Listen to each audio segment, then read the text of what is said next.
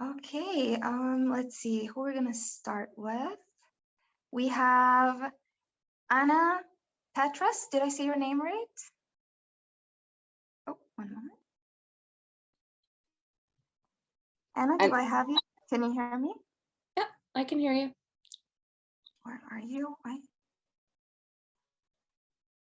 Oh, there you are. Awesome. Hi, Anna. How are you today? Hi. Good. How are you?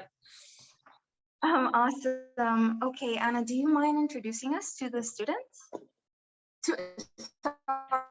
Introduce yourself to the students.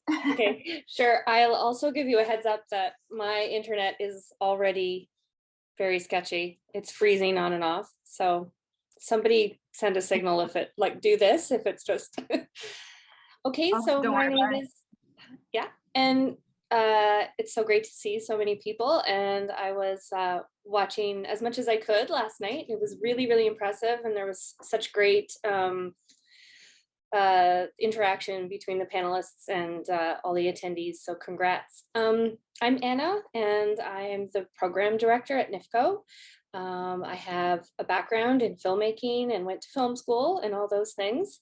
And I oversee the various programs and workshops, classes. We offer workshops, classes, programs at all different levels of filmmaking, entry level to mid-career, and launching people into their first features and television series. And all the panelists you've been seeing in the last 2 days are alumni of our programs. So we're very proud of all of them.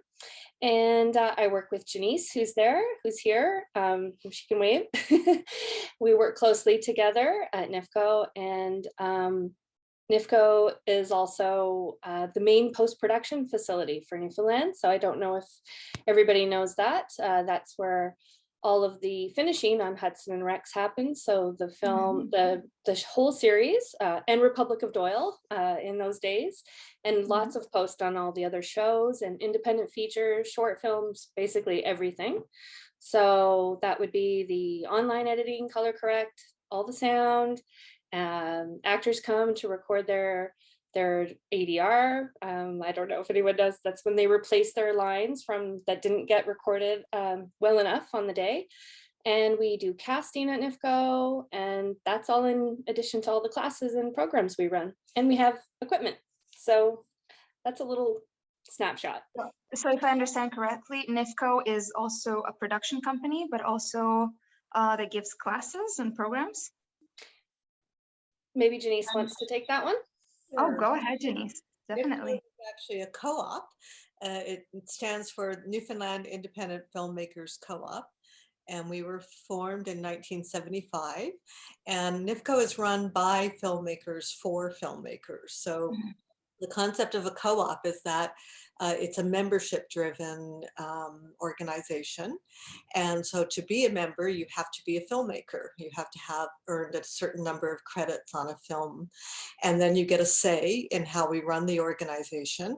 And it's a not-for-profit. So when we earn revenue from things like the television show Hudson and Rex, which we're doing the post-production for, we invest it back into the co-op to run these programs that Anna is talking about. And our mandate is just to do anything we can to support filmmakers and filmmaking in Newfoundland and Labrador. That's wonderful. So Janice, I'll stay with you. What is your advice for students who want to enter the film industry? Well, I think this is a really good jumping off point. Enter a competition, enter a wonderful competition and attend this symposium. Make films, just, dream your dreams and turn your ideas into what we used to call celluloid. It's so much more accessible these days than it was in 1975 when NIFCO formed. But then if you really have a serious passion that you really think, you're wondering, is this something that I could possibly do for my whole life? I would definitely invite you to come to NIFCO and to talk to Anna and to me. We, as Anna said, we have, all of our members are filmmakers and have advice to give and experiences to share with budding filmmakers who might want to do a first-time film at NIFCO, or do a film class, or go on to film school, or find an entry into any of the films and television shows that are going on here. That's wonderful. And I also wonder, what is the relationship of NIFCO with the community here, with the province? Can you share some of that? Sure. NIFCO, as I said, was formed in 1975. So in some ways, we were the beginning of what is now this amazing film industry here in Newfoundland and Labrador, you know, because it just started with a handful of filmmakers who wanted to have the tools and the means to make films and make it possible here.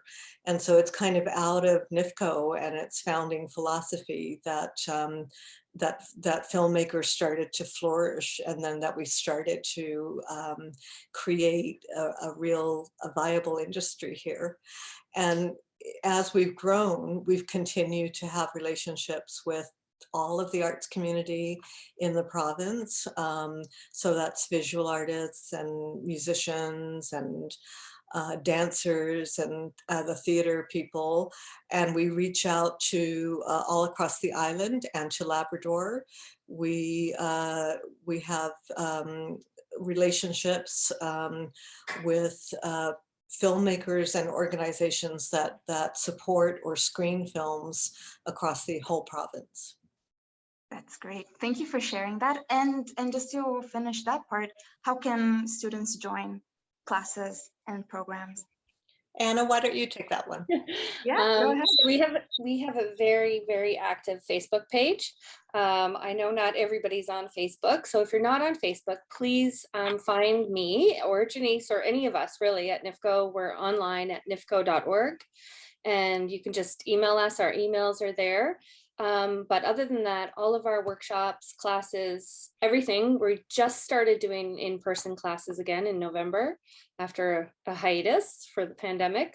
But we were online, very active. We have a lot of online workshops that are accessible for everybody anywhere. So just monitor that Facebook page. And there's also a monthly newsletter, which is really great. And you'll get to know all of our members and what's shooting in town. And we have filmmakers talking about their shoots, and that's a really fun thing. And if you go on the Facebook page, you can find our newsletter, and you can even read all of the past issues to really find out what we're up to and what all the members are up to. Yeah. Awesome. Thank you, Anna. Thank And you. we have Mary Sexton just join us. Hi, Mary. See, you're muted. I guess I should unmute. Sorry.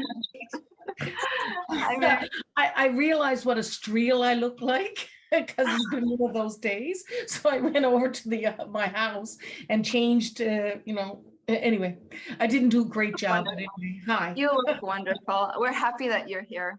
Mary, do you mind introducing yourself to the students, your background?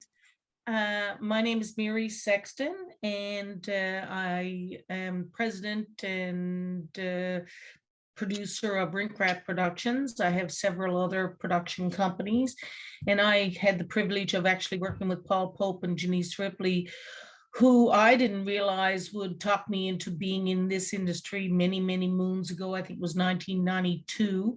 And I've been very, very fortunate to be able to be a filmmaker and make films.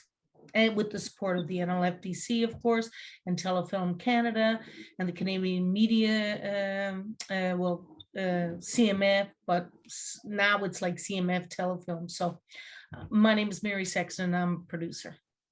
That's awesome. Do you mind sharing with us, how did you start in the industry? Well, I kind of went into it kicking and screaming because I really didn't want to be in film and television. I had a vegetarian restaurant, and I had a vintage clothing store, which was my passion.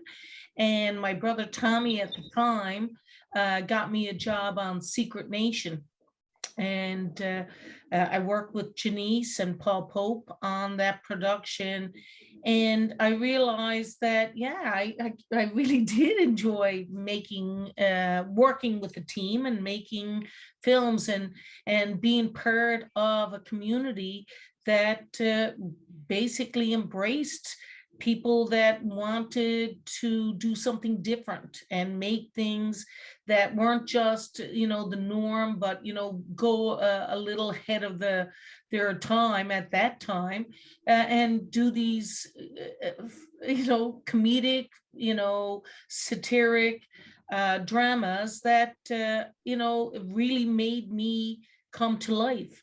And I was very, very fortunate. I worked with those guys, and Janice and Paul helped me secure a job at the National Film Board. And I worked with the film board doing some documentary work. And I was very lucky. My brother, Tommy, who sort of got me into it, as I said, but I set up my own company in 1995 and started worked with Ed Rich and Andrew Younghusband and set up a company to make satiric comedy dramas, and I've been doing it ever since. I have to go back to locations all the time to pay for my projects, but other than that, I'm very happy, content producer. Amazing. And for students who do see themselves producing, filmmaking, being behind a camera, what do you advise them to focus on this early on? Well, you know, how do I, business affairs, contracts have become a very, very important part of anyone's copyright.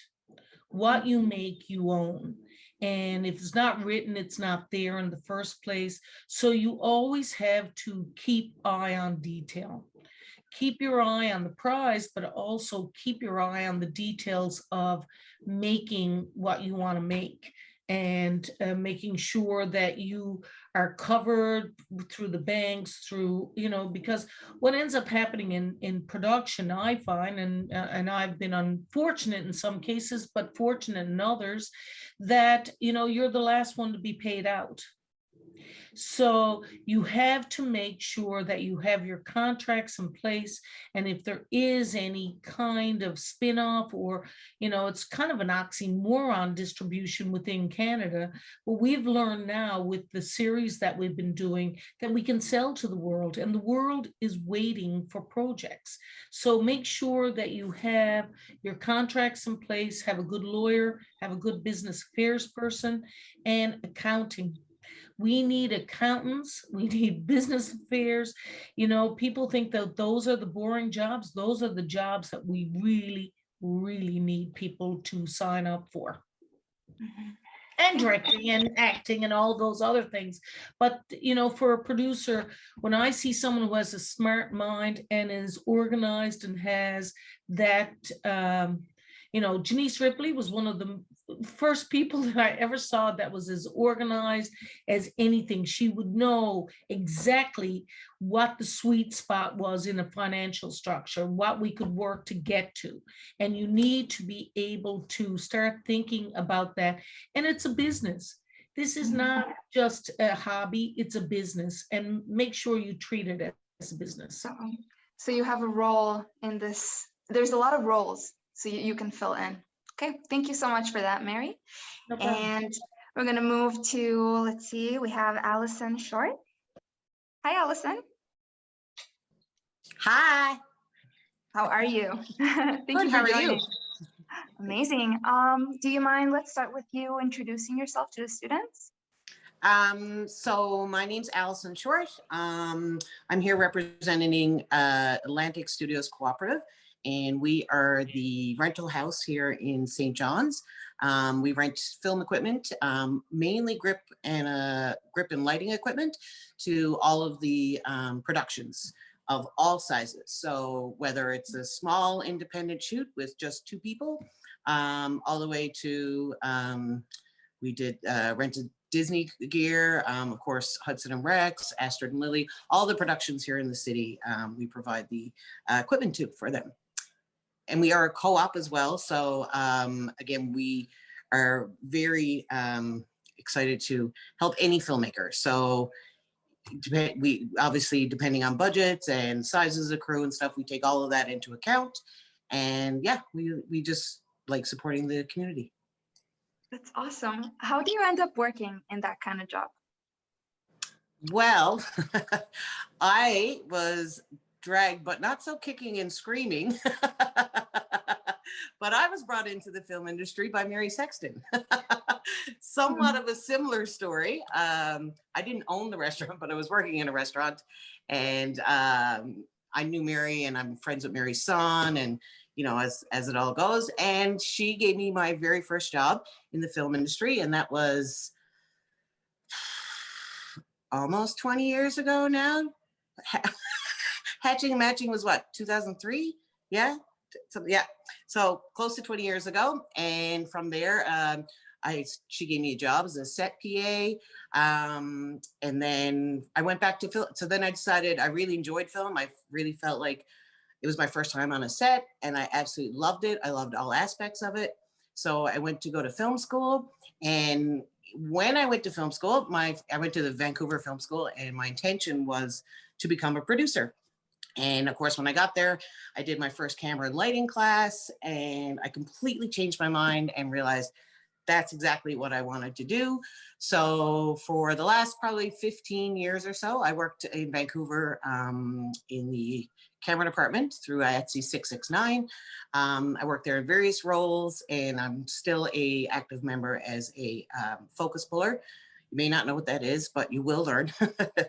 And yeah, and then after that, I actually went back teaching at the Vancouver Film School for a little while, and then just moved back to Newfoundland just before COVID.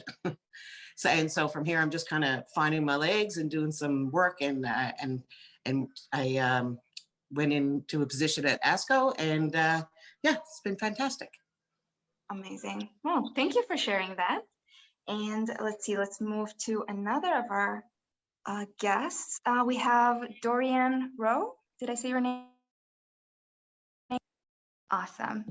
Hi. Thanks Hi, for having me. Dorian. Great Thank to you be for here. being here. Do you mind also sharing, introducing yourself? My name is Dorian Rowe. I'm the Executive Director and Film Commissioner of the Newfoundland and Labrador Film Development Corporation, NLFDC for short. So we're a provincial government crown corporation. So the chair of our board reports to a minister of the provincial government. Basically in Canada, as many of you will know, there's a lot of different sources of federal support for film and television, like Telefilm Canada, National Film Board, Canada Council, that sort of thing. But then every province and territory has an entity similar to what the NLFDC does to support the growth of film and television and screen industries in general in their province or territory. So that's what we do. So we have a number of different programs. We're the Film Commission, which means that we promote Newfoundland and Labrador as a place to film or to do co-productions. We also field inquiries when somebody has questions about shooting here from away. They tend to come through us. And then, so that's one aspect of what we do. And then we have several investment programs, a tax credit program, a development program, and a equity program for film and TV. And then we also have sponsorships and professional development programs, and partner with all sorts of organizations like the festivals and NIFCO and so on all sorts of different initiatives. And also individuals can come to us for sponsorship opportunities and professional development opportunities. That's wonderful. And how can I say it? How do you choose the projects? Are there any rubric? Like, how do you choose that? Yeah, well, it depends again on the program, but so for us, with the sponsorship and professional development programs, filmmakers of any kind, writers, directors, filmmakers, or specialized training type things for grips or electrics or any of that can work. But for our other programs, the producer, the production company is our main clients. So for the development and equity and tax credit programs, which are the ones that invest in actually helping to make film and television projects, it tends to be producers that are the main applicants to us for those. I see. Okay. And if somebody wants their film to be sponsored, what do you think, or get financial help, what would you advise them? Well, the first thing would be to contact us. It sort of depends on what the project is and where they're at, you know, on the arc of their career. So sometimes we are happy to be able to put, you know, smaller amounts into a specific film in some way. Other times, if you have other sources of funding, you can come to us with those, and we sort of partner on things. We help with we're one of the partners on the NIFCO Picture Star program. That's just one example. But it really depends on what the particular thing is. But I would say to anybody who's interested at all to contact me, or just write us at info@nlftc.ca, or contact Laura Churchill, my colleague who does the professional development sponsorship stuff. And I'd also like to blame NIFCO and Mary Sexton for my career. All roads seem to lead to those, and Paul Pope. I see Paul is there too. So that's how I got into this. That's amazing. Well, thank you so much, Dorian. I'll be back with you with more questions. Let's also introduce Natasha Jeffrey. Hi, Natasha. Hi, nice to see Hi. everybody. So nice to have you here. Do you mind introducing yourself?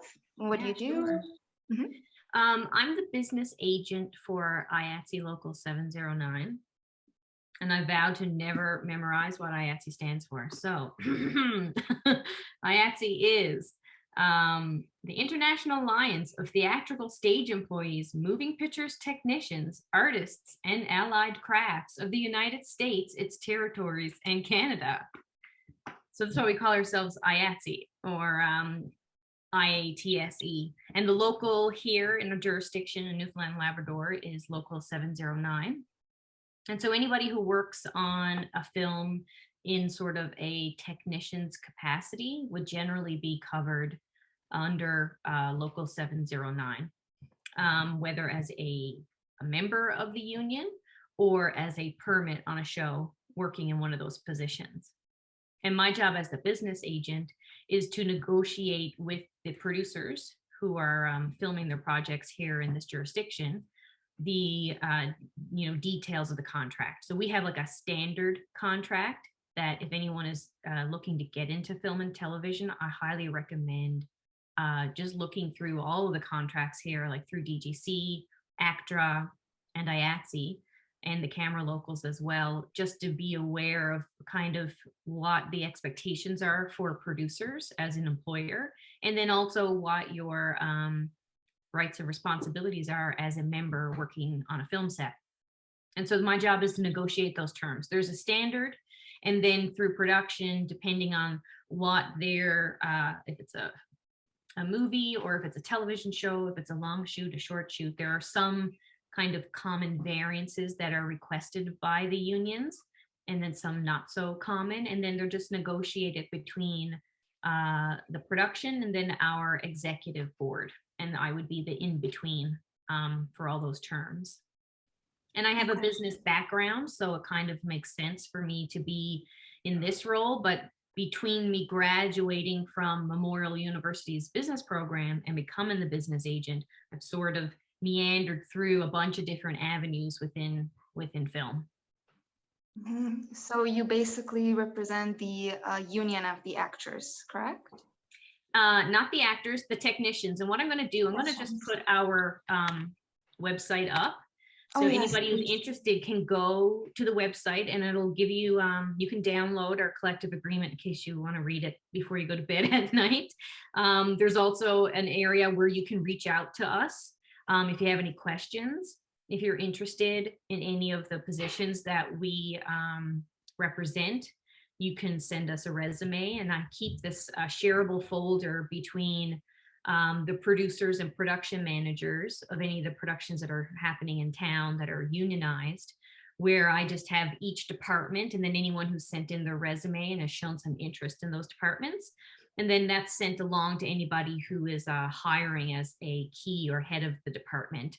And you may get a call. You may be asked to come in for a day or so, or you may not get a call. Like, you just don't know unless you try. So I know some people who did send in the resumes have actually worked on productions this year. That's amazing. Okay, thank you for sharing that, Natasha. You're welcome. And let's see, we have another guest here I want to move into. Oh, we have Amy House. Hi, Amy. Hi, how you doing, Arlette? Oh, wonderful. Thank you for joining us. Can you introduce yourself, Amy, to the students? What do you do? Sure. Hi, everybody. My name is Amy House. I am presently the business manager for the Directors Guild of Canada. So like Natasha, our guild represents people who work in the film industry, just different people. So for the Directors Guild of Canada, which we call the DGC, and I will paste that's the NLDGC there, if you want to go and have a look. We represent directors, assistant directors. So there's a first and second and third assistant director. And there's also trailer ADs, people who help in the trailers. We also represent locations people, locations managers, assistant locations managers, the art department. We also represent post-production, so picture and sound editing. I think I've mentioned everybody. So we're like the union for those positions on a film set. And it takes, a little while of experience and training before you can become a member of the DGC, but you can be hired as a permittee. So if you are looking for work and you can get a hold of the producers and see if you can get in on the ground level, because the industry we are really young here in Newfoundland and Labrador, and we're all gung-ho to grow the industry, which I think is a lot of what this is all about. And we're so excited to see young high school students who are interested in the film business, because that's what's going to keep us going and growing. So I invite you to check out the DGC, and hopefully we can get you in on the floor sometime once you finish your 5-minute film or 3-minute film. Yeah, that's awesome. Thank you, Amy, for sharing. And now I wanted to ask, we have Marlene Cahill. Did I say that correctly? Close enough. I'm sorry. That's okay. Sorry, I'm trying to get. Yeah, see if I can see you. I'm trying to get it to start video. There we go. Oh, hi, Marlene. Hi. Hi. So I'm Marlene Cowell. I'm with ACTRA. ACTRA is a national union representing performers right across Canada. We have branches in pretty well every province. We represent performers in all recorded media. If you're in front of a camera or a microphone, it does come under the ACTRA agreement. We have different levels of membership based on the type of work you're doing. You can join as an additional background performer, which requires 15 days of background work, or you need one contract in a residual category, basically speaking, to join as an apprentice member, and you move from apprentice to full membership. Mm-hmm. Ask me questions. I'm way better at questions. Well, Marlene, when you say represent, what exactly does that mean? Represent? Yeah. We negotiate collective agreements with the Producers Association. All performers who are working on productions such as Hudson and Rex, Astrid and Lily, would work under a contract that's negotiated under that collective agreement. I see. What would you say actors or anyone really in front of a camera, what are some mistakes that they do or that they don't know? And that's where you guys go inside, like you guys go there to the rescue, I would say. One, they're all perfect and they don't make any mistakes. And Paul Pope is laughing at me now. Number two, we don't actually represent them on creative content and things along those lines. We're all around the business and the money side of it, the health and safety but you know, what you're talking about would be done by, you know, the directors or the ADs giving instruction or direction on set. Yeah. Okay. And how did you find yourself working there? Well, I've been working here for 33 years, so I don't know if I really remember. But I actually started out at the LSPU Hall working first box office and then administration at the LSPU Hall, and I moved over from the LSPU Hall to ACTRA. Okay, that's awesome. Okay, let's see, who else do we have here? Back to you.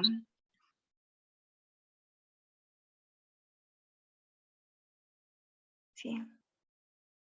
Mary, can you hear me? You're muted.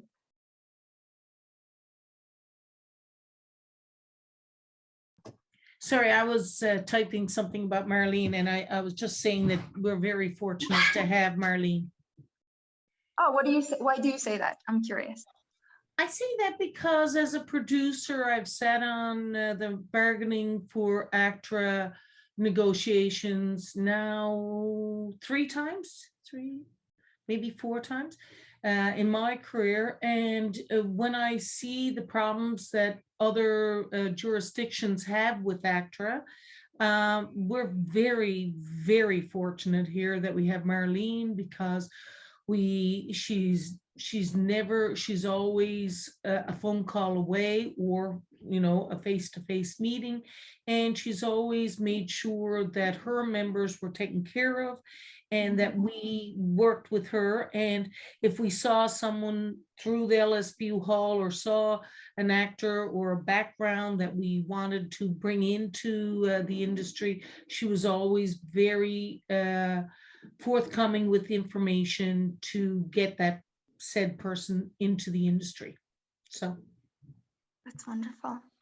It's wonderful. So it's something that you guys recommend our students to start thinking about, really contact them. Oh, we have, thank you, awesome. Really contact and be part of these unions. Well, it's also what your aptitude is. You know, if you want to be an actor, do you want to be behind the scenes? You know, what is, you know, we used to laugh years ago, because I have done a bunch of Holy Heart bring students into my office, and you know, some would come and would go, well, I'd like to be a director, and think that they're going to be a director right away, or they're going to be a writer right away, or and you know, so you sort of have to sort of think about what it is you want and where you want to be within this industry. But you also have to think about, you know, what's your end game. You know, like you might go in as an actor, but then you might be a great director, or you might go in, you know, I bring a lot of people in through locations, and I sort of see if they have, you know, 14-hour days every day for 5 days and overtime included. That's a long, hard week. So if you have that aptitude and you have that perseverance, and you know, you can come back and be there to you know, to be part of the team, then yes, come on in. We want you. We are looking for, as Amy said, we are looking for young, bright Newfoundlanders to want to be part of this industry. It's a business, it's an industry, it's not a hobby. You go to work, you get your job done, and you get satisfaction, because at the end of the day, you're part of a great team. Mm-hmm. Amazing, thank you. And I think Mark just joined us. Mark O'Neill. Can you hear me? Oh, there you Hi, are. everybody. Yeah, I'm inclined to keep it on mute, but hi, great to be here. Hi, Mark. Do you mind introducing us to yourself for the students? Sure, sure. My name is Mark O'Neill. I started in this business doing commercials in the mid to late 90s and then started doing features and commercials, and I ended up working on great works, lots of Mary produced.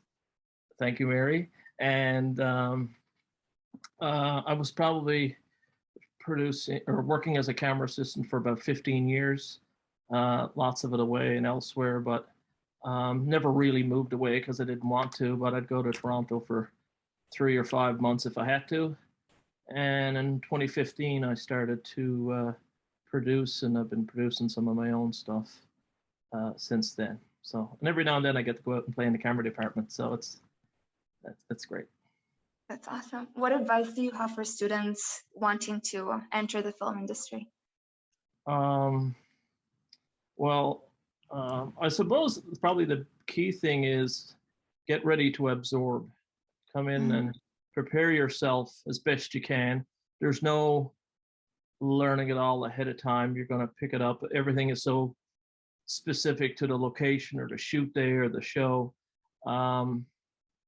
Notepads are great. Some departments lean on them heavily, others don't. But when you're starting out, you'll find that everybody is so supportive and everybody is so giving, and that knowledge and that support will carry on for years. At some point, you'll get to a plateau where, like, okay, you should know by now, and people are not going to be holding you by the hand, but you'll be in good shape by then. But I guess preparation, but also learn from your mistakes. I think we're all cool with mistakes in our film industry. I think what really burns the bosses or the heads of departments is the same mistakes over and over again. So you can't have that. You know, we all know ourselves that that's a thing. So making a mistake, no problem. Be sure to own up to it, wear it. That's just a part of it. We all appreciate someone taking that responsibility, builds trust as well in the department. So that's a couple of thoughts. Thank you, Mark. Yeah. Anna, I want to go back to you. What advice do you have for aspiring actors to really work with Newfoundland production teams, production companies? You mean for actors? Yeah. Oh, so I don't have a huge, that's not my background. I think maybe Oh. Marlene should answer that one from actress. Yeah, But, Marlene, go ahead. But at the same time, I would never not speak to an actor if they wanted to contact us at NIFCO, because actually acting on NIFCO films and entry-level filmmaking courses, our film classes shoot films. They're always looking for people to act in those films, and our programs are looking for casting, but we work mostly with Marlene on that. So I'll throw it to her. Yeah. So Marlene, you want to answer that? Like with aspiring actors, what can they do? Really, the first thing they should be doing is signing up for Casting by Maggie, any of the different casting sites on Facebook, Women in Film. Lots of stuff gets posted there, one either after the ACTRA process. So if they haven't filled all the requirements within the ACTRA membership, they can then go outside. So you'll find those things listed on places like Casting Like Maggie, Women in Film. There's a couple of them. Basically, ACTRA members have preference of audition and preference of engagement. So your first opportunity to actually get into the union and be part of the process, you should take advantage of it. That's the best way, really, to get in there. You start getting notice of audition calls. As I said, you then have preference of audition. You're looked up first and separately before any kind of outside call. So basically, watch the sites like Casting, get your first credit, and then become part of the casting process. Any volunteer, small productions, anything you can do to get yourself on camera, I would do it. Background work can be really lucrative, especially if you end up on greeting vouchers instead of weights. You know, if you're available, there's been lots of high school shows going on since the beginning of the summer, and hopefully one or two of those will be coming back. They've been desperate for background performers, and getting on set, getting to know people, getting to see how things work. That's the best way to get your foot through the door. Wonder, what do you think about doing their own kind of show? Because other people on the symposium said they should put themselves out there, not necessarily wait, you know what I mean? Like shooting their own thing and putting themselves on the camera. What do you think about that? Does that help? I have to tell you, we have a very long history in this province of people doing exactly that. Of, like, our people who write, produce, direct, and perform, who do it all. I have members who say they'd never get hired if they didn't hire themselves. Not true, but I'll just add, because I started off years ago as an actor in high school, and then I went to theater school at York University, and before I moved into film. And so I would say to everybody in high school, just act, audition for your high school plays, connect to the theater community, to the summer festival community. Theater and live performance, especially here in Newfoundland, is also a direct segue into the film industry. We always look to that community. You don't have to start out on camera to get on camera here, or really the craft of acting can start in your high school plays, or in community theater, in professional theater, and segue naturally into film as well. I would just say that. Practice your craft.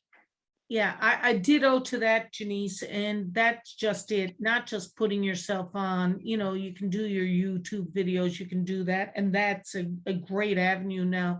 Now it's very, the world is, a small melting pot, but I do think getting into any local theater troupe, or just calling someone and say, I'd like to have a conversation with you. Are you interested? Are you looking? And get in touch with Maggie Casting, but also talk to your theater teacher, talk to whoever, wherever you can get, yourself be seen and be part of the community. We are looking for you. That's great. And I wonder, what do you think about getting critiques, but also not losing your own voice? What do you think about that? Let's, with you, Mary, for example. Well, I grew up with a father who really believed in, telling you exactly how bad you were and how, you probably would never make anything of yourself. So I probably am not the best person to talk to about that, but that, because we have all evolved over the past 40 years, or 60 now for me coming up, I feel that, we all get a little sensitive. We all are sensitive, and we're because of COVID, I think we've become even more sensitive. So I think that you've got to take everything, treat it professionally, and don't think criticism is, I get criticized all the time. I criticize myself. So don't take criticism, work with the criticism to make your craft better. To think about it. I was chastised this week because I spoke to people very directly because they weren't doing their job. And then I thought, but you weren't doing your job, but you have to actually tell people sometimes, this is like every minute that we're making movies or it costs. So I want everybody to show up, be smart, be safe, be conscious, and most importantly, be respectful. Be respectful of your space, be respectful of the people that you're around, and just be respectful. And I have a tendency to raise my voice and sort of I don't mean to demean somebody, but I put people to task. And I realize now you can't actually do that every day now. That's not my father's way of teaching. Now we have to be very, very conscious of people's approach and how they react to me being in their space. So I say to you, yes, sometimes you are criticized, sometimes you may not have done the right thing, like Mark said, if you make a mistake, own it, and then we move on, and then you learn from that mistake.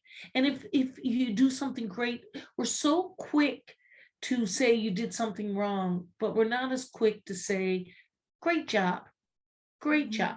And I try my damnedest, even when there isn't a great job, to say, great job, you did it, we got through it, now let's go on to the next day, and you're going to do another 14-hour day, and it's going to be fabulous. You're going to love it. Awesome. Mark, do you have anything to say about that? If nobody says anything, it's probably perfect. If you just ask Mark, I don't know if you said Mark or Marlene. Sorry. Mark. Okay, you go ahead, Mark. No, go ahead, Marlene. I want to hear what you got to say. I was just going to say, critique and direction are two very, very different things. The director is in charge of the set. It is the director's vision, and the director is going to direct the performer in the performance they want to attain, and that is the director's right. So, you have to be very clear on when you're being directed and, when it's critiqued. So mainly that's the only thing I would add there to what Mary said. Okay. I you wanted to? Oh, sorry. Allison, you raised your hand. I was just gonna say, yeah, I've been working on set as a technician for many, many years, and you need to have a thick skin and a duck's back. You need to be able to take criticism, and you need to be able to take it, forget about it for the moment, but not forget about it completely. So if you're on set and you get criticized or something happens, you made a mistake, just like Mark said, you own up to it, you take the criticism, and you move on from it, because you can't hold on to it in a 14-hour day where everything's still continuing on and happening and happening and happening. You don't have time in that moment to go, oh gosh, what did I do wrong, and reassess it. You just have to go, yep, I did something wrong. Okay, what's next? And then, for me, when I was, back when I was a camera trainee, I would take everything and I would sit in my car at the end of the day, after the 15-hour day, sit in the car. Before I left the parking lot, I would go over anything that went wrong. And then I'd think about it and be like, hey, how could I do that better? What am I going to change next time? And then that's it. You leave it in the parking lot and you go home. You can't harp on it. You can't dwell on it all night, but you do have to give yourself that moment, because that's how we learn and how we grow, right? So it's an important thing. You have to have thick skin, but a duck's back. That's all my point. Thank you. Amy, you want to take it away? Hi, thanks. Yeah, I'm just going to lower my, thank you. That is very good advice. And my background is as an actor. And if you flub a line on stage in the middle of the show, you can't continue to think about that line. You got to go, okay, I flubbed the line and move on. You still got the rest of the show to do. So it's the same context. What I wanted to say about coming to work in film is that I know it sounds all so abstract right now, and not understanding the roles and people who work on the film behind the scenes. We're talking about actors because it's something we understand, but film really can use a lot of transferable skills.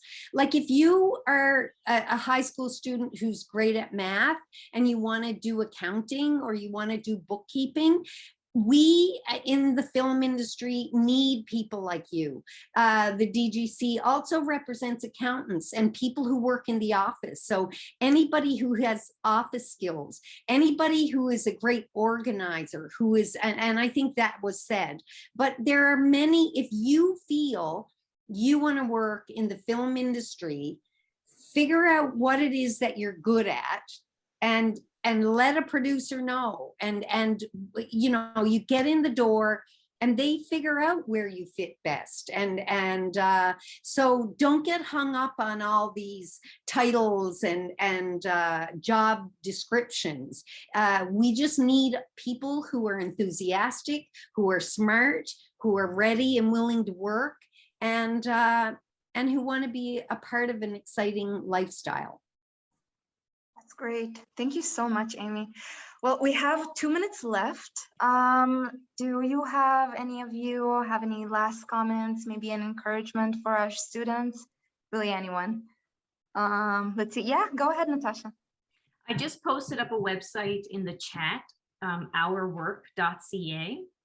And on that website, there's a bunch of like small videos about the different positions that are covered by IATSE, but there's also a skills calculator. So you can go in and kind of check off some of the skills that you have, and then it takes it all and it spits out the jobs that you might actually be a good fit for. Because not everybody wants to be an actor or a director or a producer. You may want to work in hair and makeup. You may want to paint sets. You may want to build props. You may want to set up lighting. Like, there's a lot of technical work that is available, and you may not be someone who wants to be in front of the camera or at the top of the budget. And you may already have skills to be on the path to do one of those technical jobs. So if you go to that website, it'll give you a bit of information. The local 709 here doesn't necessarily cover every single position that is out at 891, which is out in BC, but they're very similar. And it's a great place to start to learn a little bit, and that'll help guide you either to DGC or to IATSE or to ACTRA, and kind of find out, or to the Camera Union, to find your path of where you want to start. Thank you. That is actually a great point, because there's so many different roles in the film industry. So definitely take a note of that. And with that, I want to thank our panel for showing up and giving us all this information. And I'm sure the students really appreciate it. And for everybody else, let's see, take 5 minutes. We'll be back at 8. Thank you so much for coming here, guys. Thank you.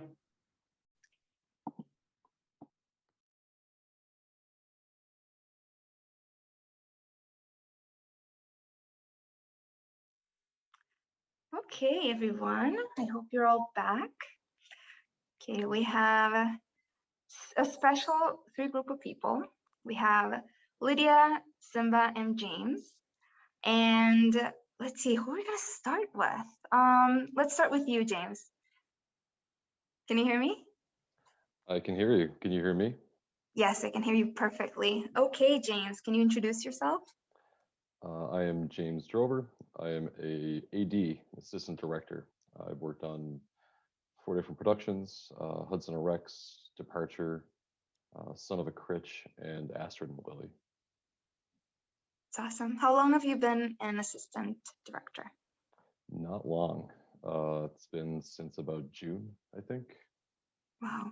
How's it like since you just started, kind of? It's good. It's definitely a change of pace. It's a very different lifestyle to the usual Monday to Friday, 9 to 5 kind of thing.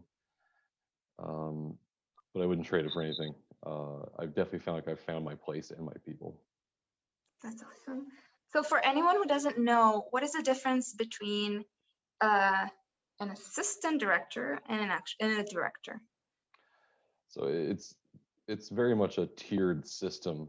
The director is very much in control of the entire set, really, you know. And as an assistant director, we help them carry out whatever they need done to get whatever's in their head into the camera. And there's various levels. Some people are in the trailers, making sure that the actors are being brought to set, proper meal times, wardrobe changes. Some people are directly on set, running around, making sure that, you know, no one walks into the frame eating a sandwich while we're rolling. It's pretty, there's a wide spread to it. Mm-hmm. Okay, I'll be back with you for more questions. Let's see, we also have Lydia here. Hi, Lydia. Oh, you're muted, Lydia. It happens. There you go. Hi. Hi, how are you? Good. How are you? I'm wonderful. So please tell us who you are and what do you do? Okay. So I'm very new to this whole industry. I started, I think, last summer. So this is my first production or first film. And I work in the office as the office production assistant. Yeah. What does an office production assistant does? They do a lot. I think it's just helping the production office run smoothly in terms of the daily to daily activities. There is the technical aspect of it, which is more paperwork, dealing with more paperwork, but the other aspect is just between going from the production office to set, from the set to the production office, or things like that. Okay, awesome. Yeah. And how long have you been working? Since summer, so a couple months. Yeah. Mm-hmm. Yeah. Awesome. Great, thank you for that. Let's go back to James. James, how did you know this is what you wanted to do for the rest of your life? Or for now, at least? I kind of knew it was what I wanted to do before I really knew it was what I wanted to do.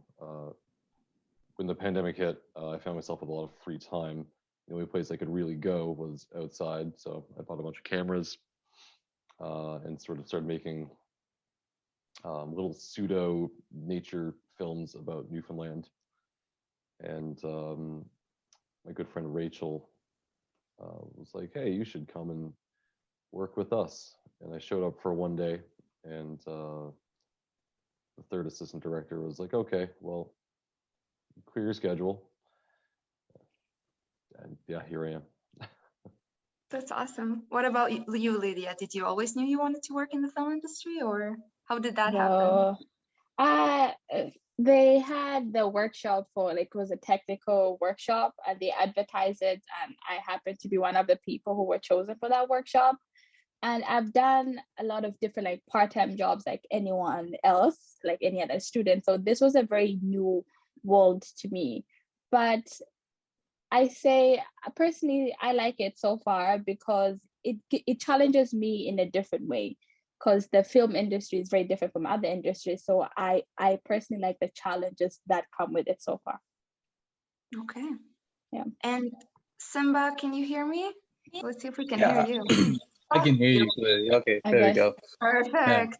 Awesome. Okay. So let's start. Who are you? Your background? So my name is Simba, and I'm a trailer AD or a fourth AD, and I recently just came into that. I actually started out as background. It's been a wild ride, but here we are. Can you explain a little bit, like, what is your job? What exactly that you do? Right. So as a trailer AD, what happens is I'll be in charge of base camp. So that's the space that the cast start in before they head off to set. So the idea is that I have to keep everything calm, and I have to keep everyone supplied on set. Basically, I just keep set running smoothly. So for example, if set needs paperwork, or if I need to get something from the office, I'll be the bridge between set and the office, and I'm the one who takes care of the cast. So yeah. And how did you find yourself working? How did you end up there? I'm not even sure how exactly to explain that, because it is a long story, because Go ahead. essentially what happened was, I suppose it all began on departure, when the trailer AD on departure said, "Hey, you should come work," right? And I suppose they just really liked the work that I was doing, and they said, "We'd like to train you up." And here I am. That's just to make a long story short, but it's a lot more complicated than that. Okay, that's awesome. So James, back to you. What would you advise our students who are going to direct, most of them, their first film? What would you say to them? Well, first off, I just want to say Simba's being very, very modest. He's incredible. I've worked with him as background. I've worked with him on set. And when I'm on set, we need to get actors, the talent to set. He makes sure they're there on time and in great spirits. So, Okay. So advice for someone trying to direct something: watch a lot of movies. There's no way around it. If you're going to direct something, you have to watch a lot of movies, a lot of television shows. Watch movies that you don't think you'd like. Watch movies in different languages from different countries, and just as much as you can. You just have to immerse yourself in it. Okay. Now we have Hiccup. She asked, what is your favorite part about production? So I guess it's a question for all three of you. Lydia, do you want to answer that? Your favorite part?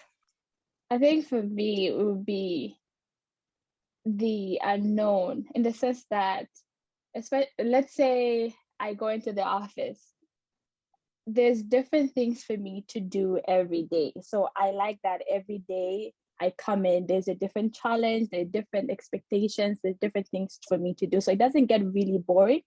I think that I think that's one of the things that I like about working in the production office. And I wonder, how do you handle the stress? Because it sounds very stressful, right? I think the stress can be in any job, right? Yeah, that's so true. you have to drink lots of coffee and just honestly you find different coping ways within this job, and I feel there's great team and there's lots of people, so you just communicate with people, they are always eager to help you, and yeah, you just move on from there. Okay. Yeah. What would you say, Simba, is your favorite part about production, working in production? I'd say working with the cast is the most interesting thing, because like these are usually really famous people that have like a big fan following, and they're just regular folks, and it's really interesting how you get to interact with them. So I'd say that's, I think, my favorite part about working in production, because you do really start to learn like lots of different things. So just because someone seems a certain way, that doesn't necessarily mean that they're that way, if that makes any sense. Yeah, I guess. And what about you, James? Favorite part? I'm a big cinematography nerd, so watching how lighting and framing is done by the DPs we work with. John Dyer was incredible. Obviously, Ian Vatcher, fantastic. And then seeing that come out in the final edit after color grading and corrections done, I always find that fascinating. It's like painting in with real life. Yeah. Yeah, that's cool. And I wonder for you guys, I mean, I remember when I was doing my little short for the film festival, seeing all the amount of work that goes into really films. Like, can you try to explain the students like how not easy all of this is? Say you, Lydia. Oh God. Okay. You see, for me, I know all the work that the production office does. In terms, there's a lot of paperwork that goes into it, a lot of printing, a lot of prepping in terms of you gotta prep scripts, other sorts of paperwork that we don't have time to get into, then make sure that the people on set or the people on base camp actually have the the paperwork. So there's a lot of preparation that actually goes into all of this. I feel like that's what most people don't know. It's like, as you say, there's a lot of work needed for this to be possible, if that makes sense. Yeah. And I have a question for you guys. What is the best day and the worst day you had so far? Simba? That's a good question. I think the worst day that I ever had was on departure. where I was a set production assistant and we had at least 60 background coming in, right? So it's you're really trying to manage 60 different people who all have different needs, and you're trying to get them to set. And obviously it's also like a really stressful environment. But I feel like also if you manage to keep your calm and take your time to prep, like Lydia said, then everything turns out fine. Because yeah, like that might have been my worst day, but I found myself here now. And I think my best day on set was, I think, one of my first Thursdays on as the trailer AD. And not necessarily that the day itself was great, but like at the end of the day, having finished an entire week of work, I thought that this is amazing that I managed to achieve that. So the sense of gratification that you do get is really uplifting, and I feel like it's definitely something worth chasing. Oh, that's awesome. What about you, James? I try not to hold on to the worst days, so I'm having a hard time thinking about that. Some days are challenging. I can think of just a couple moments during different days that I was just like, oh, let's get through this. But yeah, you know, they're all good in their own way. The best day I've ever had in terms of the actual work. Oh my goodness. I really enjoyed shooting at Brigus South recently. A bunch of us stayed in some houses down in Brigus South where we did 6 days shooting with Hudson and Rex. We had some great cast. George Jeffrey, he was the first assistant director who I love working with. Felipe, the director, who is he's like if you were to take an energy drink and a bag of Skittles and personify them. He's just energy. And when we wrapped that day, it was nice. Everyone, just the cast, the directors, we just sat there skipping rocks for an hour. It was just a nice day. That's wonderful. That's awesome. And what about you, Lydia? I think the most, I would call it a challenging day, was driving around, because I just got my driver's license and I'm not the most experienced driver in Newfoundland. So it was a challenge driving in different parts of town. I think that was it. And in terms of the most exciting day, it was the first day actually that I started working, because it was a new environment, new people. So it was just a lot to take in, but it was a lot in a very fun, exciting way. That's awesome. Yeah. Let's see, James, I want to ask you, what do you think would be a good way to do a great film with limited technology? I mean, a lot of these students are going to film, you know, through their phones. Is there like any technique, any way they can do and it make their film look good? Yes. Any practical? In my opinion, the greatest film and one of my favorite looking films of all time was made in 1954. Like, the technology has come so far, even if you have next to no money. The best camera you have is the one you got. Use your phone. I mean, most people have a cell phone. You can shoot and edit a movie essentially on your phone. There's been movies shown in movie theaters that were filmed on iPhones at this point in time. So look into image stabilization, something that you can sort of digitally stabilize your phone with. A good solution is put a tripod on an office chair or a skateboard just to get smooth shots. And Google how to properly expose a shot before you shoot it, so you're not stuck in post being like, oh, I can't see anything. It's all either super bright or super dark. Those would be the first places I would go to getting into it with limited budget or gear. Awesome, thank you. Simba, I want to ask you, where do you see yourself in 5 years? I like to think that in 5 years, I'll either be the first assistant director or the director themselves. I really am. I think this is my passion, and I'm feeling very ambitious about it. And like, all the people that I work with are definitely boosting me and getting me there. Like, for example, James, I absolutely love working with James, and in 5 years, I definitely hope to be still working with him.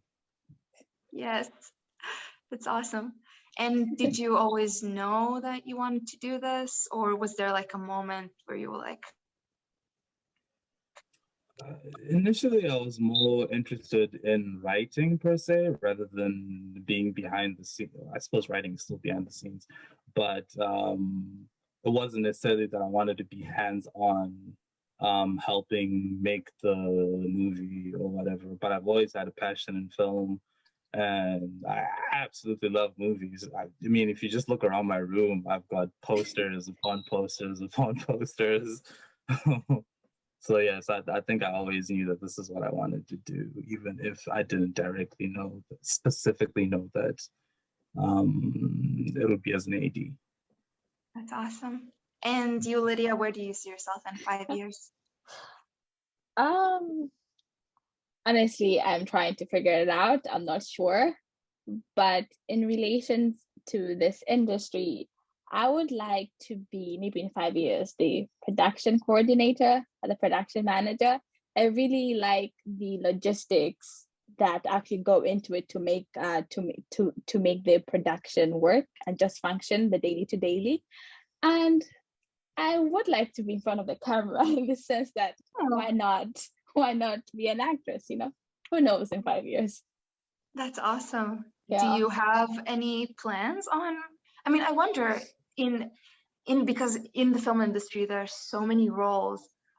Does it, like, for you guys, do you think it would be a good idea to just be in the set, whatever job you have, just to get your foot in there? What do you guys think about that?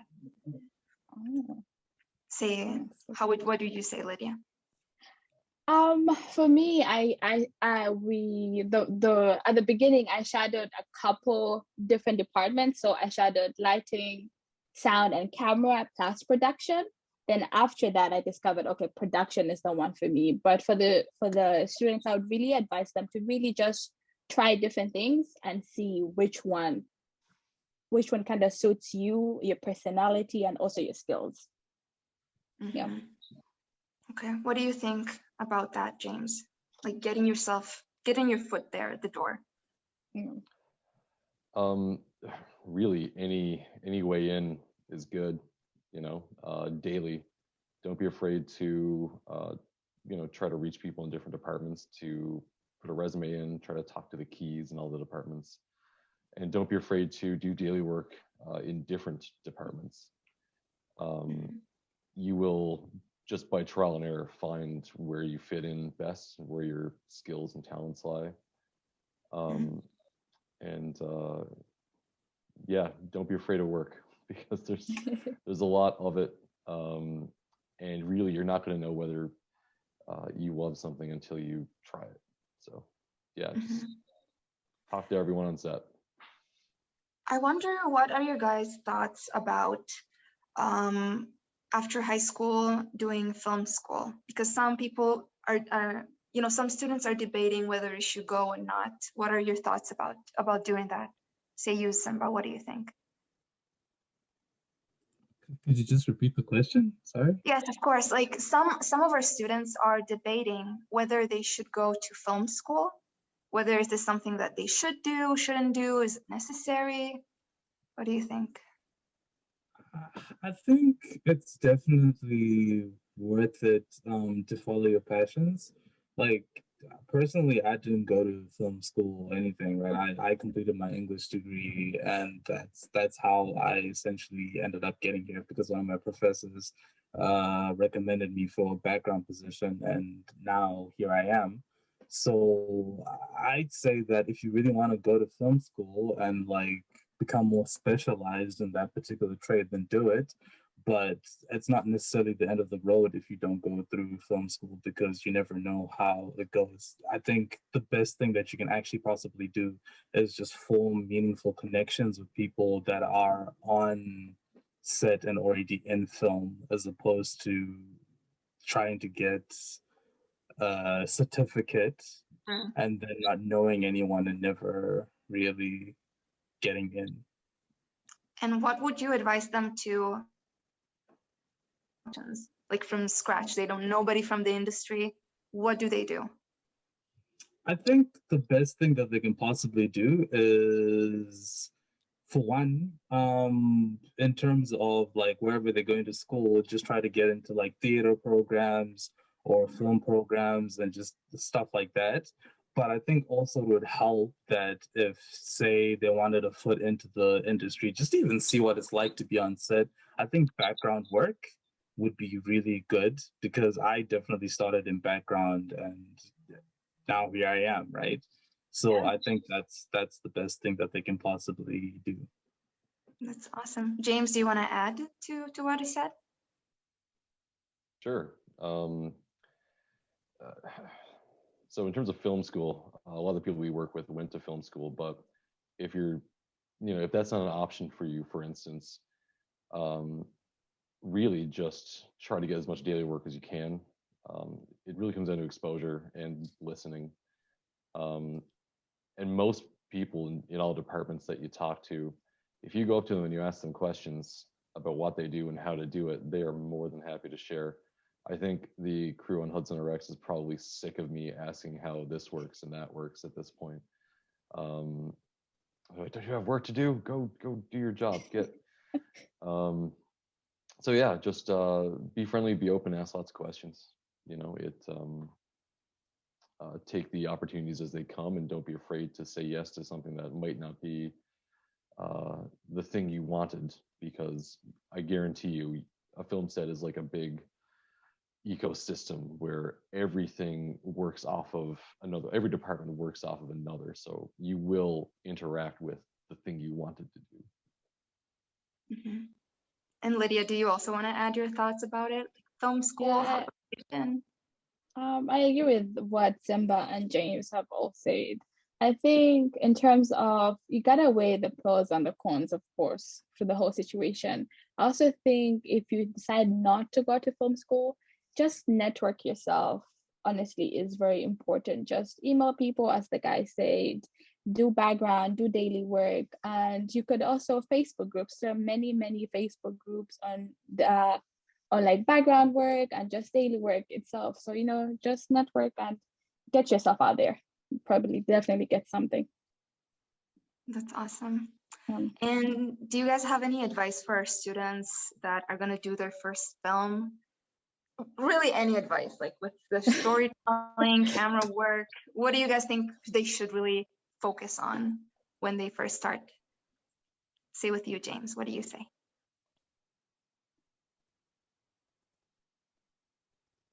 One moment. Okay, so Simba? Sorry, I lost the meeting there for a second. Oh, I was okay. linked. There's a bunch of great resources online. I would look at the very basics, like, your first film, you're not going to be working with Christian Bale, or Michael B. Jordan. So, try to make what you have, the sets, the talent, the music, the set dressing stuff, look as good as you can. So figure out a way to get a really steady camera shot, and figure out how to properly expose it. That's like the very basics of how a camera works. Really mastering that can make, I would rather you'll get a better shot out of a $200 camera in the hands of someone who's really mastered how a camera works than a $4,000 camera put in the hands of someone who doesn't know how to use it, Mm-hmm. And I want to move to Simba. You mentioned writing. I was wondering, and also films, obviously, but I was wondering, like, what do you like about stories? What kind of thing that has that you think, oh my gosh, that is a great story that you can kind of advise for our students?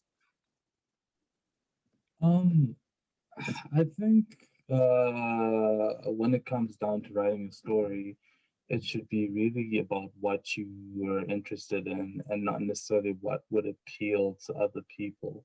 Because at the end of the day, if you can write something that you feel very passionate about and it comes across, your passion comes across, then other people will feel that very same passion. Because for me, stories are, it's information, right? You're informing others on a particular subject, right? So it's just a way of learning. And if you can show people your passion, they can also learn to love your passion, right? So I think that's, yeah. Yeah, awesome. And Lydia, what would you say, I mean, regarding with the prep work, with filming this, what kind of advice do you have for our students to prepare to film all this, get their stuff? Prep. In terms of prepping, prep, like do everything, then just go over it again. Because sometimes when you're in the middle of it, you find, oh, I did A, B, C, and D, but actually to get from point A to point B, you need a couple, 3 steps. So it's very easy to miss those 3 steps. So I think just in terms of getting to film and doing the whole production, you should give yourself enough time to prepare, do the script, whatever, then go back and actually make sure you're really happy with the script and the work itself. Mm-hmm. Yeah. Okay. Yeah. I just want to say, guys, for our students, if you have any question, really anything to ask our panel, go ahead, because I'm running out of questions. No, I'm kidding. You're super interesting. Let's see, what can I ask you guys? Oh, what filmmakers inspire you? Let's start with James. I absolutely adore Akira Kurosawa, who did Seven Samurai and Yojimbo and Ran. Going back and watching what he managed to do as far back as the 50s, it's incredible.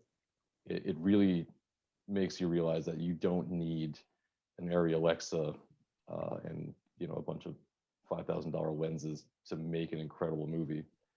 I love Terrence Malick. I'm pretty much obsessed with Chivo. Emmanuel Lubezki, who won the Oscar for cinematography 3 years running. I don't think that's ever happened.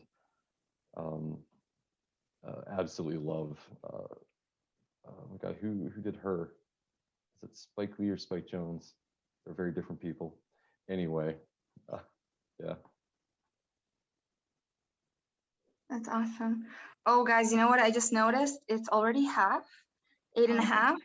So we're done with our time together with us 3. So we're going to take a quick, thank you so much for being here and giving us some really awesome tips and giving us your experience. And I wish you all really a lot of good luck. And we're going to take 1 minute break, guys, students. 1 minute break for us to stretch. And then we're going to keep going to our next guest. Okay, thank you, guys. Yeah. Thank you. I just want to say I dropped a link in the comments for an excellent resource for anyone just looking to get into filmmaking themselves. Give it a look if you have the time. Awesome. Thank you, James. Okay, we'll be back in 1 minute. Bye, guys. Thank you again. Bye.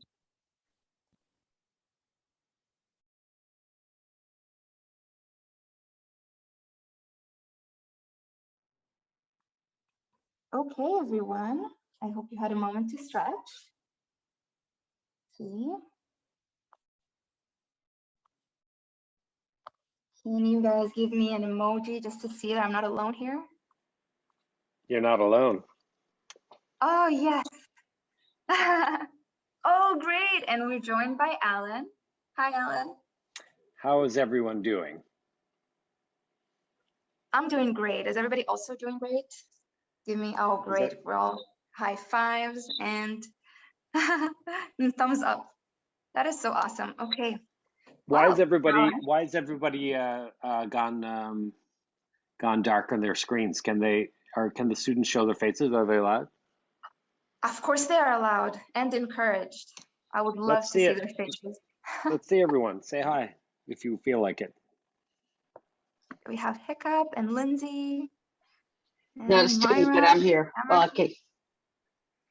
Hey. And Sarah, oh my gosh. Sarah, yeah, awesome. You don't have to put your cameras on, but it will be awesome to see you guys. Yeah, just saying hi. Okay, so we have Alan joined us. He's an actor, a theater actor. He was on television. I mean, I think I should let you introduce yourself, Alan. You'll do a better job. No, you do it. I like it. No. I'm an actor. I wrote it down here. Theater, television, and film actor. And also you are a producer as well. I'm a writer. I'm a writer and a producer, television producer. I'm a theater producer, and I'm an actor. And I trained primarily in acting.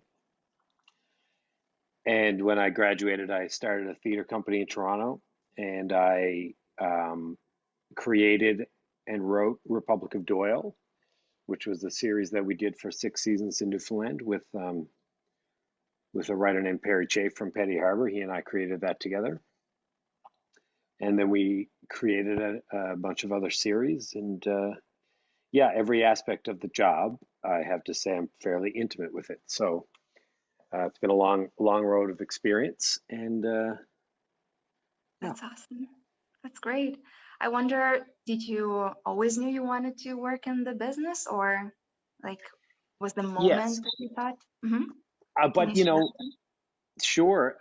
When I was coming up through elementary school-ish, or maybe junior high, no, just before junior high, I saw I went to a Catholic school back in the day when like the schools were divided between Catholic and Protestant predominantly. And there was a nun directing, you know, some play about Jesus. And I remember watching and thinking, you know, I'd be way better at that than them. And, but I wasn't brave enough, not the actors, but really more the nun, I think I was thinking about it. And, but I remember not being quite brave enough. And then I had this teacher, this really phenomenal theater arts teacher at St. Kevin's named Tony Duffenay. And he really brought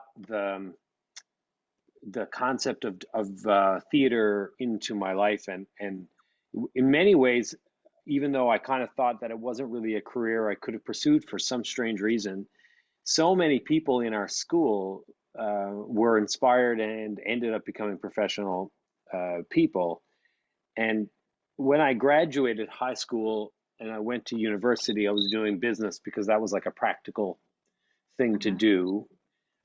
And I was miserable. And I knew then that I had to try this industry. And I haven't looked back. And I went to a training program myself in Montreal, and I got into a theater school there because acting wasn't my thing.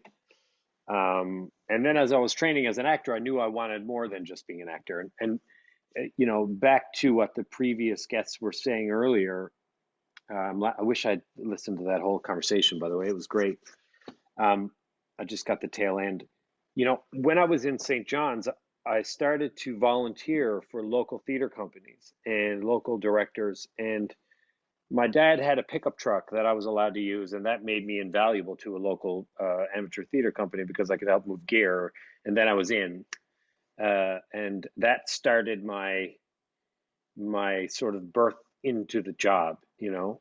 And I at the time they were doing a TV series called Gullages, which was like I felt like the first series ever made. It was like a 6-part comedy. I can't remember if Pope produced it or not. I'm sure he was involved in it in one way or another because he's the godfather of all things film and television in the province. And I just wanted so badly to be a part of it. And then they made another series called Dooley Gardens that I auditioned and got a part in. And then once I got into theater school, I never look back. And it is the best, most rewarding experience of every time I get to do the job, you know. It's always been the most rewarding and fruitful experience. It gets better every time, I guess is what I'm saying. That's awesome. And I wonder what motivated you to open your own theater production. What was behind that? Well, I'm very impatient. and I was very impatient. I've developed some patience, but I wanted to do more than just act. So when I was at theater school, I knew I wanted to be not just a part of the experience as an I didn't want to just have the experience as an actor. I wanted to have the experience. I wanted to be involved in the creation. I wanted to have more control over the elements that my career could be a part of. And also, one of the wonderful things about the industry is the community. And the community is not just actors. I mean, actors, I adore being with fellow actors, but part of the juice for me is the community we develop together and the community you enter into. And it's for the most part very kind, very progressively ahead of the curve in terms of what we see as fair in the social fabric of our world. It's enlightened. It's an enlightened community. Everyone is dialed into one level or another of the arts world. They're not just a grip or electric or a hair and makeup artist. They're a musician, or they're a theater actor, or not just background. So many of our background performers are professional in Newfoundland, are professional actors, and this is just a really good way to supplement their income until they get their own part or their own opportunity. There's a play on at the hall right now that's filled with our community on stage, that some wonderful actors that are being supplemented in various ways through our film and television community. So I just kind of wanted to be involved in a multifaceted way. So I started a theater company, and then that was very successful. And then I went on and started a television production company, and that led to other great experiences for me. So comparing, I kind of feel like I know what you're going to say, but comparing, which role did you like most? Was it in front of the camera or behind of the camera, now that you can compare?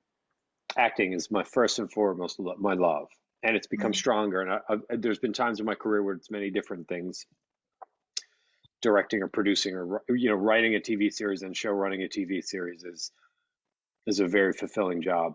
I got to do it and act, but I'm currently in a real love affair with the art of becoming the best actor I can possibly be. And that's the other thing about this career. You're constantly reminded that you never know it all. If Pope, I don't know if he's listening or not. We've had this super long journey together as peers, and you never stop striving to be a better person and a better artist and a more progressive pusher for the boundaries of how we can be better. And that's my favorite thing about the art form, whether it's film and TV or theater or whatever. It's not just entertainment. Otherwise, I'd be doing some other job, really. It's about examining our experience as human beings, our interactions with each other, and how we can progressively help each other move forward in a more enlightened way. And for me, that's what great art has to do. But to quote James, I think it was James who said earlier, it's like we have to start for what's here and what our experience is. And it's not a therapy session. It still has to. There are elements that need to be adhered to in terms of the structure of how the story is told. But within that, you can truly change minds. And I find that to be one of the most rewarding experiences about doing the job. That's wonderful. And I also think, because I want to ask you, because this is such a creative work, a lot of our guests said they dealt with failure. So how would you? I failed this morning. Yeah. I fail this morning. I fail every day. We fail. How do you deal with that? What's that? How do you deal with that? How do you pick yourself back up and try again? Well, falling is the game. It's how you fall. I play a lot of ice hockey, and I fall a lot. And I've become a very good faller. And it's truly, the risk is the core element of what this art form, and if you really want to break it down, the truth to how we explore our lives as people is based in in exploring, opening yourself to new experiences and new things and new elements, and always learning. And the only way one can do that is by risking the comfort of what they already know. And failing is not a fail. It's not failure. It's simply just a part of the journey. And it happens to me. It never goes away. And I hope it never does, because where am I then? I'm in an echo chamber looking at myself. How am I growing? And I strongly encourage it. We all fail. We all fall. We'll put it in a better way. It's not failure. It's just we all fall. But it's just about recognizing that in order to take that leap, you might fall. But in the great reality of this circumstance is you don't really get hurt. And if you understand that this is a part of the process, fail, fall. Only then will you know what you need to do and what the next steps for you to learn are.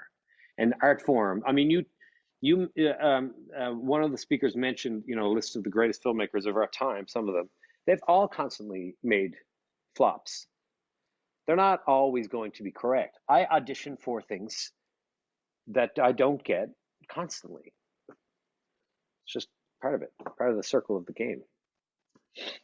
Of auditions, what do you advise some of our students who want to be actors, who want to get in there as actors?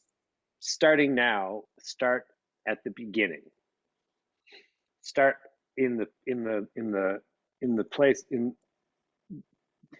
find as much knowledge as you possibly can. Soak up as much knowledge as you possibly can. That's literally what I did.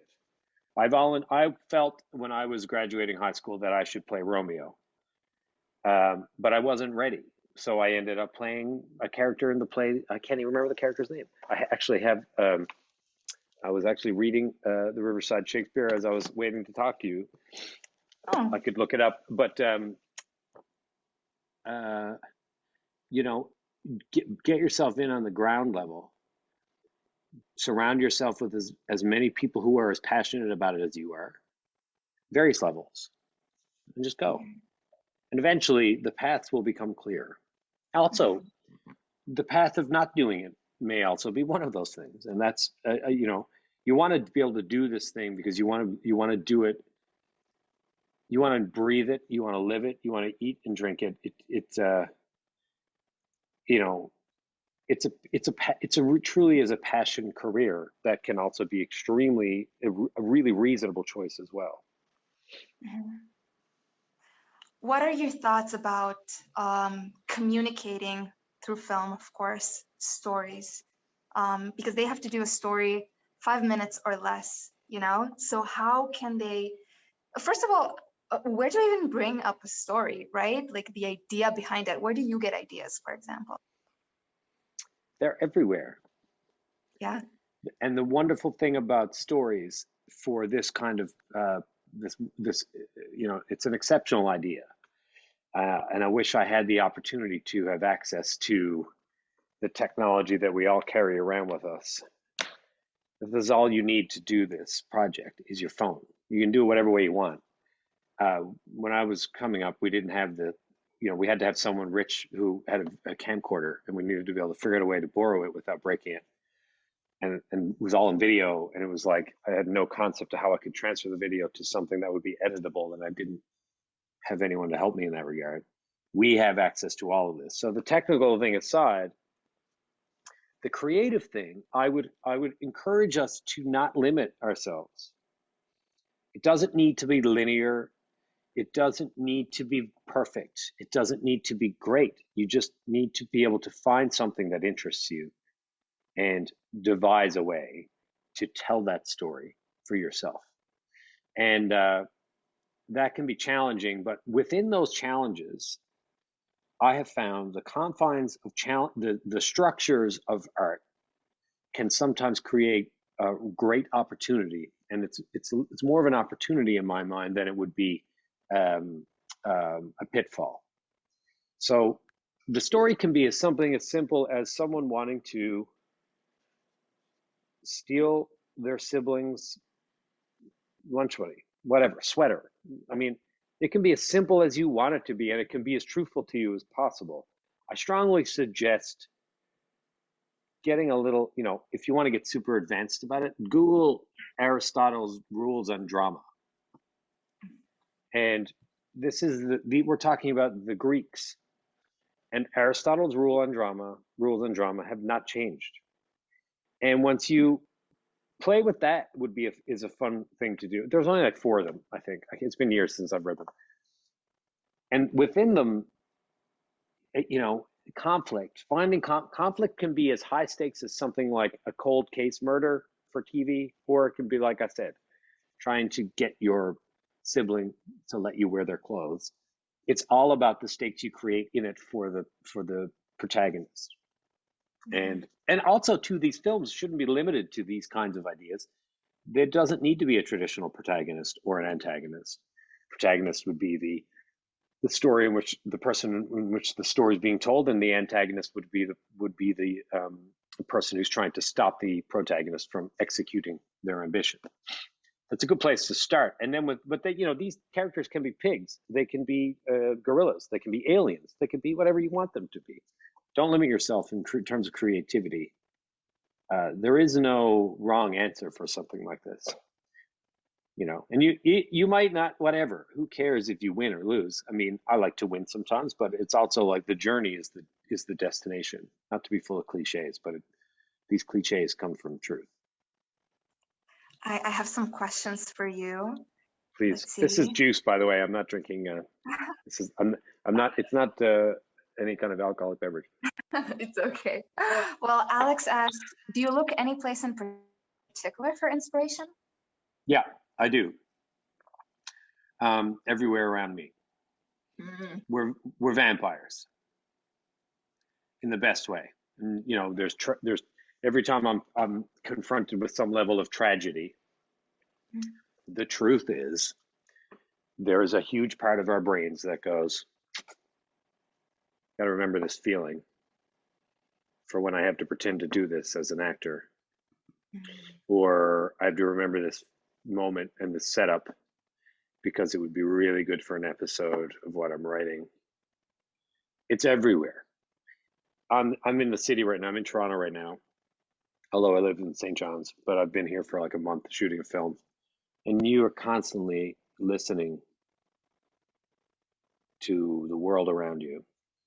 I read a lot of news, like real news, not, I don't watch cable news, but I read a lot of print news. And there's a lot of inspiration in the world around you in terms of not Facebook news, you know what I mean? Like the Wall Street Journal or the Globe and Mail or the New York Times or something, National Post. And you find tons of perspective and world events. I read a lot of the world news through those 4 sources in particular because I know they're trustworthy. And I read a lot of world events, and from world events and seeing what the rest of the world is actually going through, you can be inspired. And books, I'm constantly reading. I'm old, right? I've been doing this a long time. I wasn't always like this. I didn't always sit in my kitchen and read Shakespeare while I'm waiting to do something. I've developed habits that I do for the sake of my art, which is my whole life, and I take great joy in that. But baby steps for you, gang, can mean just pay attention to the world around you, your own house, your own bedroom, your own school experience. And you probably finished school now for the year, right? You're about to finish like any day now. School done yet?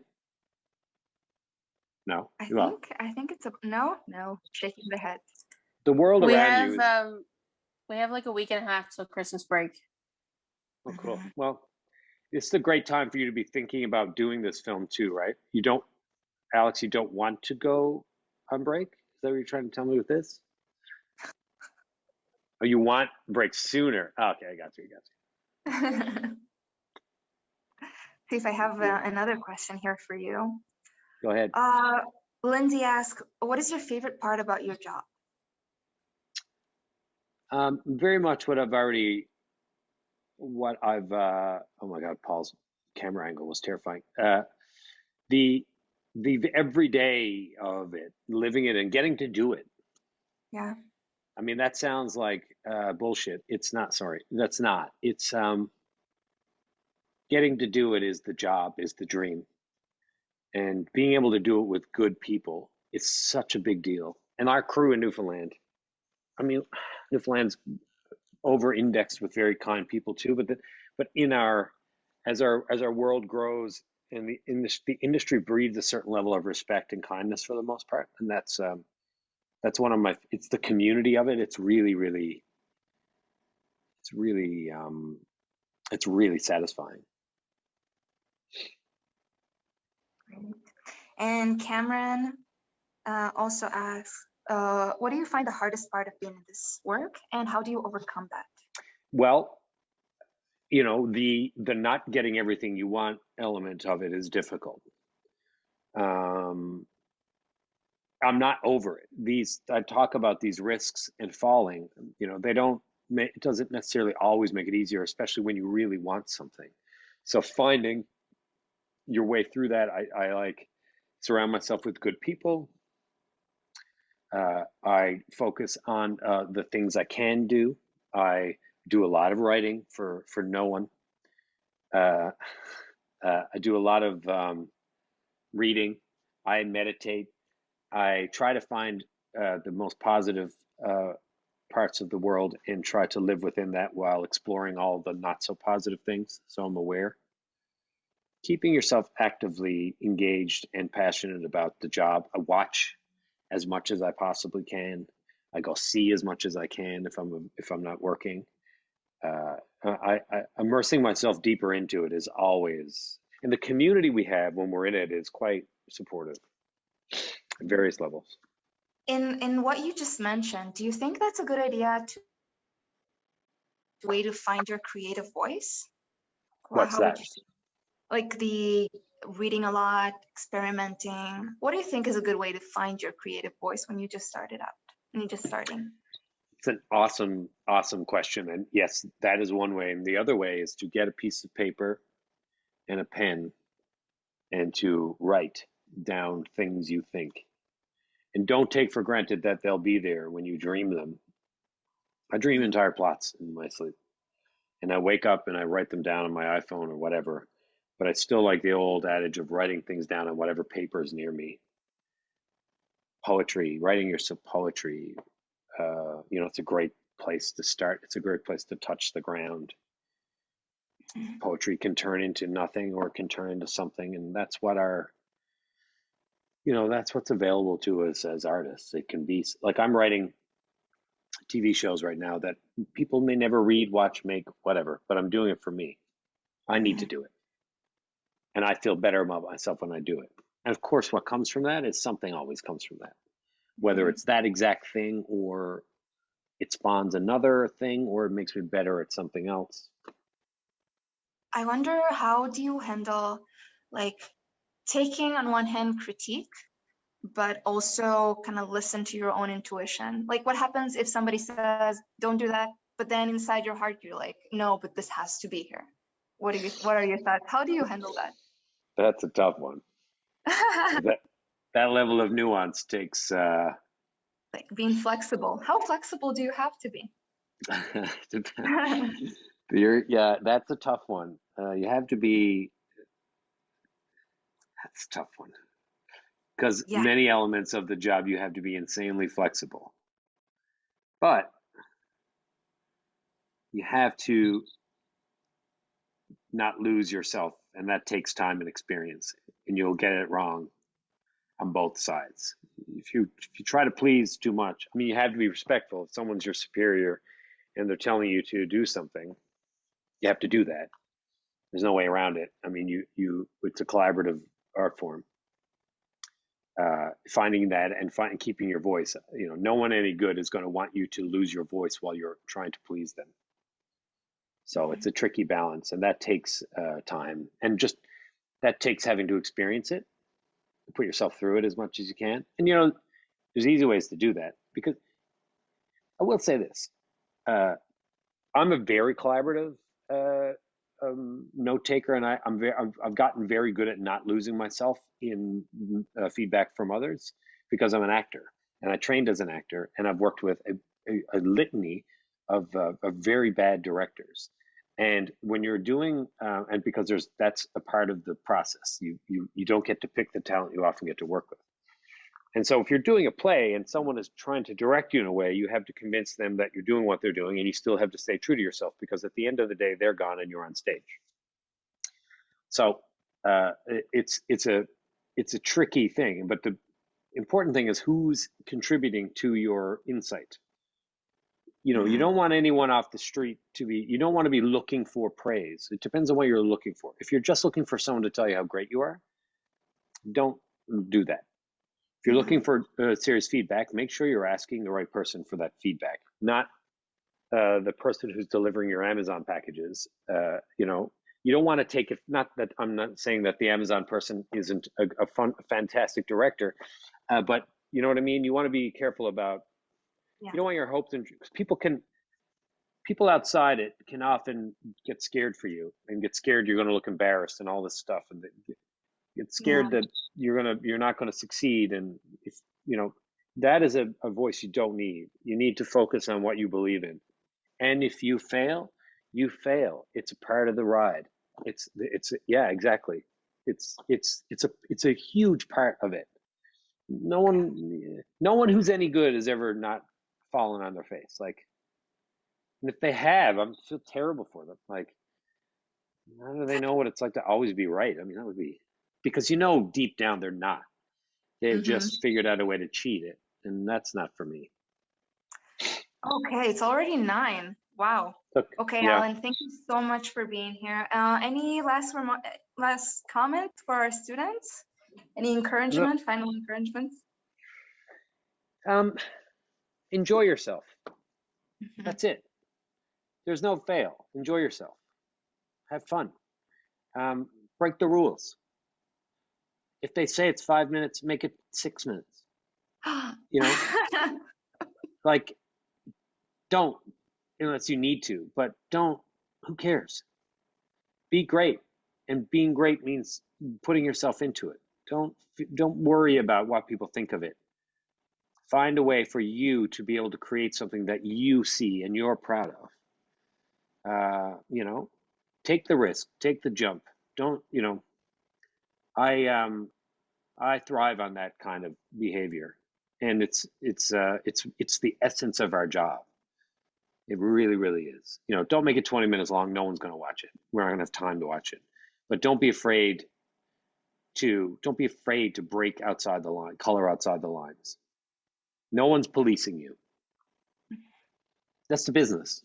There's no one in charge, you know. It's just you. At the end of the day, it's you and how you feel you've delivered yourself to the work. Thank you And so I'm sure much, Alan. Yeah, I think you'll all be fantastic. I'm sure they will be. Thank you so much for joining us, and that was awesome. I took a lot of You stuff were from awesome. it too. What a great interviewer. Yeah, thank you very much. So much. we should maybe we'll do something like this again after. Yeah, we'll see. Yeah, and thank you all of you for joining. And I'm sure you'll be great. And yeah, looking forward to it. See you guys. Thank you. Thank you, everyone. Go make art. Make art. Thank you. Bye.